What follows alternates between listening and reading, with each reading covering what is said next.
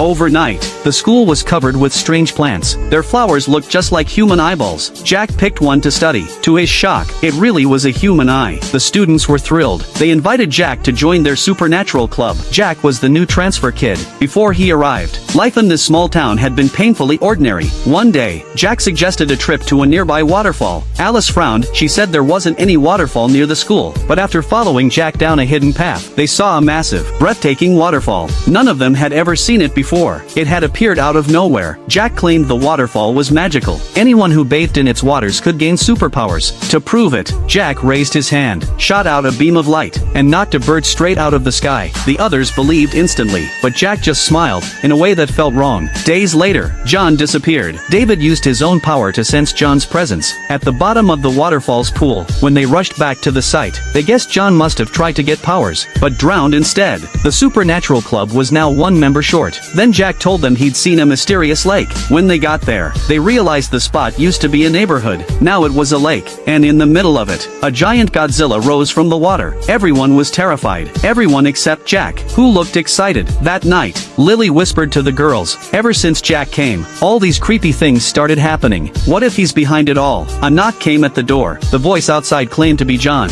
Lily opened it, only to see his body swollen, his face twisted and grotesque. She slammed the door shut, but John pointed a finger, and the door exploded into splinters. The girls screamed and ran. Outside, a bizarre stone circle had appeared. David stood there, behind the stones. Jack emerged. Lily shouted, "He's the one. Jack's turning our town into a freak show." John lunged at David, but David rose into the air, unleashed his magic, and destroyed John in a burst of power. Jack didn't flinch. He revealed that he had seen David and John at the waterfall earlier. David had wanted all the power for himself. He'd shoved John into the waters to drown. After that night, Jack vanished, and the small town returned to its quiet, ordinary life. But the question lingers, would you really want Jack to show up in your city?